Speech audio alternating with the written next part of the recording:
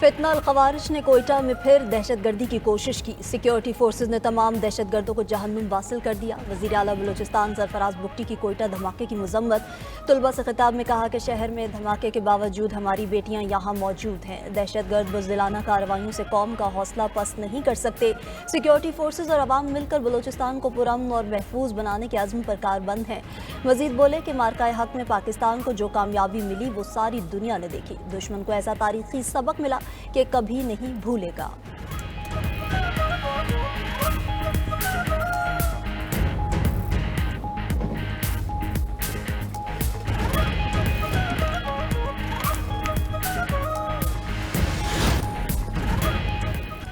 بلوچستان کے ضلع خزدار میں سیکیورٹی فورسز کا آپریشن زہری کے پہاڑوں میں چھپے فتنہ ہندوستان کے 7 دہشت گرد ہلاک، 10 زخمی ہو گئے۔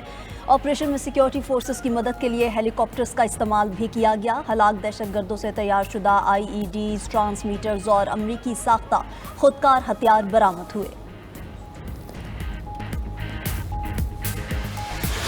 پاک آرمی کا فتح 4 کروز میزائل کا کامیاب تجربہ۔ ISPR کے مطابق فتح 4 میزائل 750 کلومیٹر تک ہدف کو نشانہ بنانے کی صلاحیت رکھتا ہے۔ فتح 4 جدید ایویونکس اور نیویگیشنل آلات سے لیس ہے۔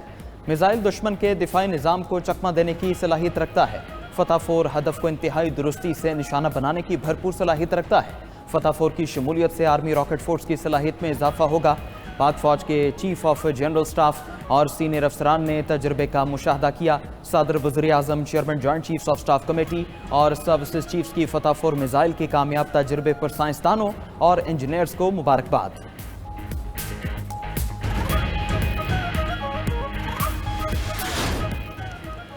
وزیر اعلیٰ پنجاب کی حالیہ تقاریر پر پیپلز پارٹی ناراض۔ پیپلز پارٹی کا قومی اسمبلی میں احتجاج واک آؤٹ کر دیا۔ نوید قمر نے کہا کہ ماضی کے تجربات پر مشوروں کو تنقید کیوں سمجھتے ہو؟ ہمارا پانی ہماری مرضی کہنا کہاں کا طریقہ کار ہے؟ انڈس ہے تو پاکستان ہے۔ سوالوں کا جواب یہ نہیں ہوتا جو کل مریم نواز نے دیا۔ وزارتیں یا عہدے نہیں چاہیے، کم از کم عزت تو دیں۔ پہلے ہی حکومت کو کندھا دینے کا طعنہ برداشت کر رہے ہیں۔ حالات ایسے ہی رہے تو اپوزیشن بینچز پر جائیں گے۔ پیپلز پارٹی کی سینیٹر شیری رحمان نے کہا کہ تمام صوبے پاکستان کے ہیں، نہ کہ کسی کی جاگیر۔ عوام تکلیف میں ہے۔ پیپلز پارٹی اہم مسئلے پر ایوان کے اندر اور باہر ضرور احتجاج کرے گی۔ یہی صورتحال رہی تو ساتھ دینا مشکل ہو جائے گا۔ وفاقی وزیر قانون اعظم نذیر تارڑ کی ایوان میں معذرت، کہا کہ یہ ہمارے گھر کا معاملہ ہے، گھر کے بڑے اس مسئلے کو حل کر لیں گے۔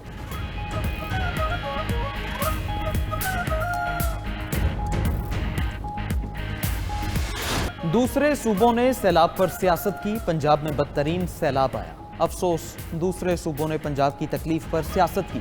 وزیر اعلیٰ پنجاب مریم نواز کا چکپال میں طلبہ سے خطاب، کہا کہ نہیں چاہتی کسی سے کہوں کہ پنجاب میں سیلاب آ گیا، اللہ کا واسطہ مجھے کچھ دے دو، اپنے پیسے سے سیلاب متاثرین کی مدد کریں گے، مجھے کشکول اٹھانے کی ضرورت نہیں۔ تمام صوبوں کے عوام کو اپنا حق مانگنا چاہیے۔ سڑکیں، لیپ ٹاپ، اسکالرشپ اور سستی روٹی نہ ملنے پر سوال کریں۔ اچھی ٹرانسپورٹ اور مفت علاج نہ ملنے پر بھی سوال کرنا چاہیے۔ وزارت اعلیٰ کا عہدہ سنبھالا تو پنجاب میں امن و امان کی صورتحال انتہائی خراب تھی۔ آج 26 شہروں میں جرائم کی شرح نہ ہونے کے برابر ہے۔ مریم نواز نے طلبہ میں ہونہار اسکالرشپس اور لیپ ٹاپ تقسیم کیے۔ وزیر اعلیٰ پنجاب نے چکوال میں نیشنل اسکول آف ایکسیلنس کا افتتاح کر دیا۔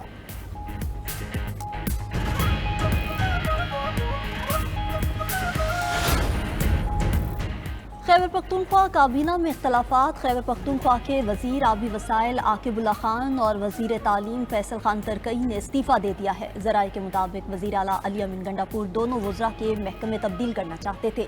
دونوں وزراء کی وزیر اعلیٰ علی امین گنڈاپور سے ملاقات بھی ہوئی۔ عاقب اللہ خان اسد کیسر کے بھائی جبکہ فیصل ترکئی شہرام ترکئی کے بھائی ہیں۔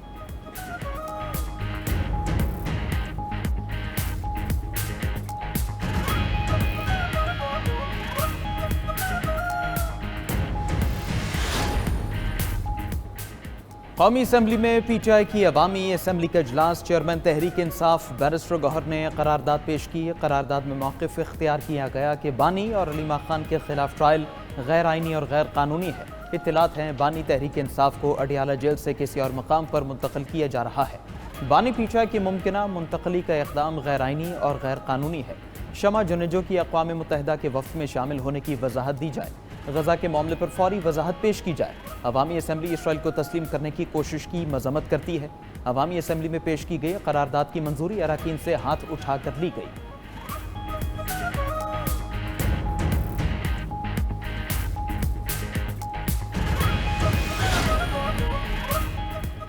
سیاست کرنے والے کیا چاہتے ہیں کہ فلسطینی بچے مرتے رہیں؟ معاہدے پر پہنچنے کے لیے قطر میں ملاقاتوں کے کئی دور ہوئے۔ اللہ کا شکر ہے کہ یہ کام کرنے والے 8 ممالک میں پاکستان شامل ہے۔ نائب وزیر اعظم اسحاق ڈار کی اسلام آباد میں نیوز کانفرنس، کہا کہ صدر ٹرمپ کے ساتھ عرب اور اسلامی ملکوں کے سربراہان نے ملاقات کی۔ ٹرمپ سے ملاقات میں غزہ کے مسئلے کے علاوہ اور کوئی ایجنڈا نہیں تھا۔ غزہ میں پچھلے 2 سال میں 64,000 فلسطینی شہید ہو چکے۔ انڈونیشیا نے 20,000 فوجی غزہ بھیجنے کی پیشکش کی ہے۔ فلسطین نے بھی امن منصوبے کا خیر مقدم کیا ہے۔ بورڈ آف پیس میں زیادہ تر فلسطینی شامل ہوں گے۔ امریکی صدر نے 20 نکاتی غزہ امن منصوبہ پیش کر دیا۔ غزہ کی عارضی حکمرانی بورڈ آف پیس نامی نیا ادارہ سنبھالے گا۔ ٹرمپ سربراہ ٹونی بلیئر رکن ہوں گے۔ حماس کا غزہ میں کوئی کردار نہیں ہوگا۔ معاہدے کے 72 گھنٹوں کے اندر حماس کو تمام یرغمالیوں کو رہا کرنا ہوگا۔ 24 مردہ یرغمالیوں کی باقیات دینا ہوں گی۔ اسرائیل بھی تمام فلسطینی قیدیوں کو رہا کرے گا۔ غزہ میں عارضی بین الاقوامی سیکیورٹی فورس تعینات ہوگی۔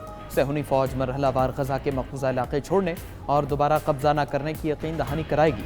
ہتھیار ڈالنے والے جنگجوؤں کو عام معافی دی جائے گی۔ فلسطینیوں کو غزہ چھوڑنے پر مجبور نہیں کیا جائے گا۔ جو لوگ غزہ سے جانا چاہیں انہیں محفوظ راستہ دیا جائے گا۔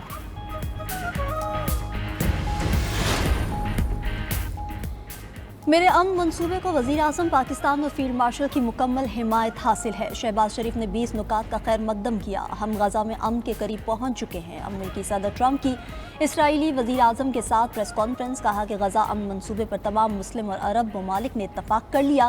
ان ممالک نے حماس کو غیر مسلح کرنے کا عہد کیا ہے۔ امید ہے حماس کا مثبت جواب ملے گا۔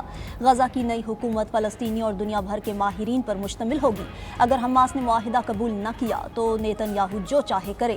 نیتن یاہو بولے، ٹرمپ کا امن منصوبہ یقینی بنائے گا کہ غزہ اسرائیل کے لیے کبھی خطرہ نہیں بنے گا۔ غزہ میں پرامن سویلین انتظام ہوگا جو نہ حماس چلائے گی اور نہ ہی فلسطینی اتھارٹی۔ اسرائیلی وزیر اعظم نے دوحہ حملے پر قطری ہم منصب سے معافی بھی مانگ لی۔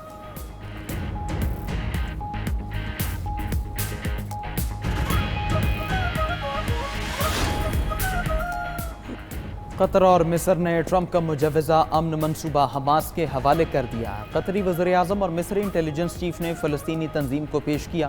حماس کا منصوبے کے مکمل جائزے کے بعد باضابطہ رد عمل دینے کا اعلان۔ ابتدائی بیانیے میں حماس اور فلسطینی اسلامک جہاد نے غزہ پر بیرونی کنٹرول کی تجاویز مسترد کر دی۔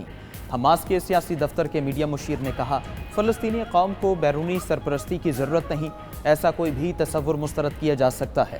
ٹونی بلیئر ناقابل قبول ہیں، ان پر انسانیت کے خلاف جرائم کے الزام میں مقدمہ چلانا چاہیے۔ فلسطینی اسلامک جہاد کے سیکرٹری جنرل نے کہا، اسرائیل امریکہ کے ذریعے وہ مسلط کرنے کی کوشش کر رہا ہے جو جنگ سے نہ کر سکا۔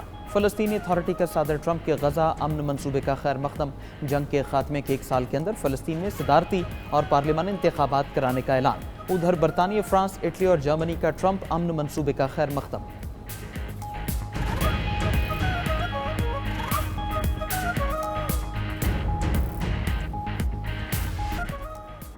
منصوبے کے تحت فلسطین میں امن فورس تعینات ہوگی۔ پاکستان فورس فلسطین بھیجنے کا فیصلہ کرے گا۔ انڈونیشیا نے 20,000 فوجی فلسطین بھیجنے کی پیشکش کی ہے۔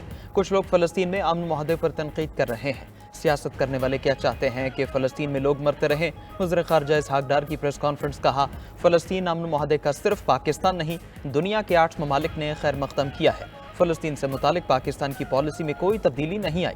وزیر اعظم شہباز شریف نے اقوام متحدہ میں پاکستان کی نمائندگی کا حق ادا کر دیا۔